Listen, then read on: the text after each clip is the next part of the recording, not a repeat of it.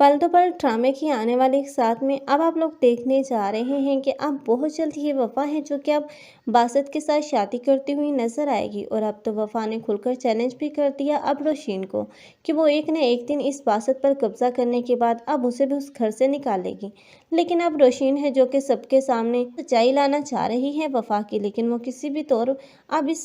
किसी भी सूरत इसमें कामयाब नहीं हो पाएगी, क्योंकि वफ़ा एक बहुत ही ज़्यादा चालाक और मकार लड़की है जिसने पहले तो बासित को और अब उसकी मां को भी अपने कब्जे और कंट्रोल में कर लिया, क्योंकि अब वो अपने नाटक और अपने ड्रामों से अब उसके दिल में भी जगह बना ही चुकी है। और बासित की मां को भी ऐसे ही लगता है कि वफ़ा ही अच्छी है। अब रोशीन है जो कि सबके हाथों ही बुरी तरह जलील होगी, क्योंकि अब वफ़ा ने तो अपना काम कर दिखाया और सबको अपने जाल और चुंगल में फंसा लिया।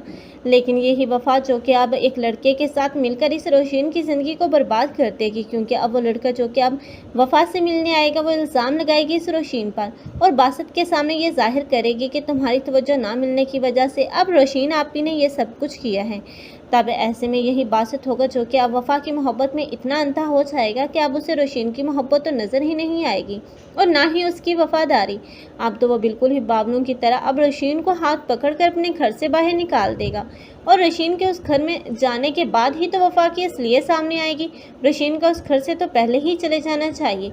लेकिन दूसरी तरफ अब रिदा है जो कि बहुत बुरी तरह अब सुलेमान के जाल में फंस चुकी है, लेकिन वो ये नहीं जानती कि वो एक मकार शख्स है जो कि कभी भी उसके साथ सिंसियर नहीं था, बल्कि वो तो एक टाइम पास और अपने मकसद के लिए उसे यूज़ कर रहा है।